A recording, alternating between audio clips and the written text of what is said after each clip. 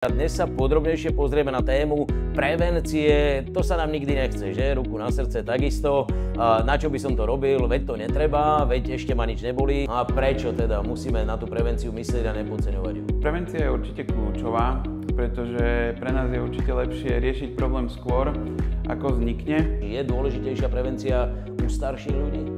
Keď sa zaoberáme staršími ľuďmi, určite áno, pretože starší ľudia majú rôzne pridružené ochorenia a keď už len pri nich zvyšujeme tú svalovú silu, zabezpečujeme u nich sebestačnosť a zvyšujeme kvalitu života.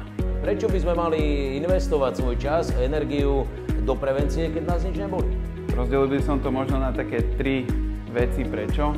Fyzioterapia a prevencia šetrí čas, šetrí to vlastne aj peniaze a zlepšuje nám to kvalitu života.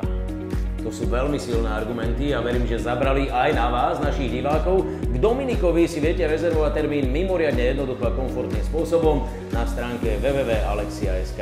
Majte sa pekne a buďte zdraví.